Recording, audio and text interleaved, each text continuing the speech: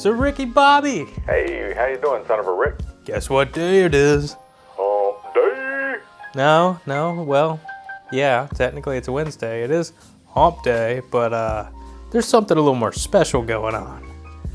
Now, I know you can't count, because I always see you bring your hand up. It's like 1, 2, 3. If you're counting with your hands, I know you can't make it past 10, maybe 20 if you get the feet involved, but I don't know how to break it to you. It's your 100th episode.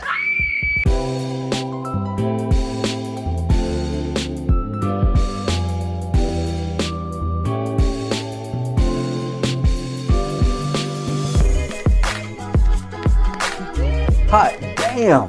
I didn't even know we made it this far. 100 episodes is a milestone. I just wish I would have counted all the shots and ounces too. Let's just assume those are around 3,000. Today I want to mark this occasion with a special victory shot. This tequila is called Centenario, which translates to 100th anniversary.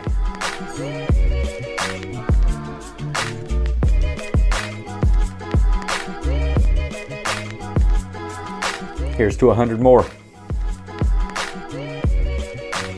Last month, we focused on cocktails that take green chartreuse. This month, we're going to talk about its strange cousin, yellow chartreuse. It's a bit softer and milder than the green. Not to get confused, today's drink is called the Greenpoint. And I know it's made with yellow chartreuse, but it is called Greenpoint. Pretty dumb name, but you really can't blame the guy who came up with it. After probably drinking a few of these, he probably wasn't thinking that straight. Couple of dashes of some aromatic bitters. 1 ounce of Punte. First, we have to have ourselves a shot.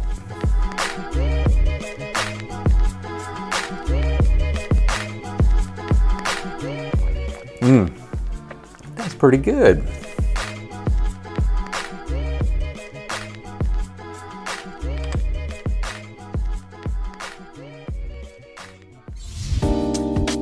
Quarter ounce of yellow chartreuse, and first we have to have ourselves a shot.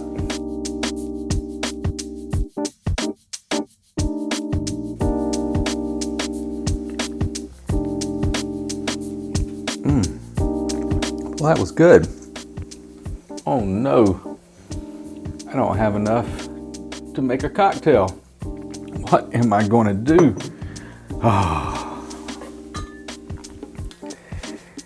We have another bottle.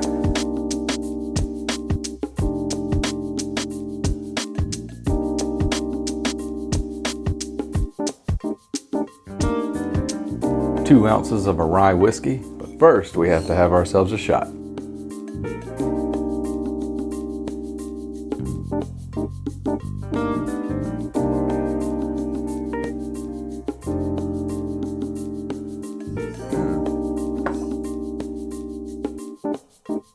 Only 56.5%. Wow.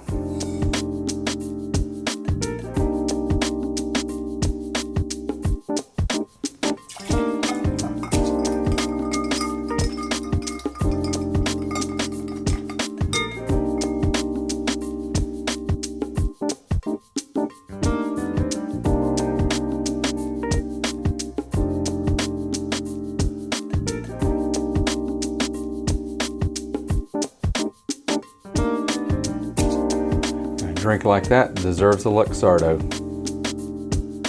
And that's a Greenpoint.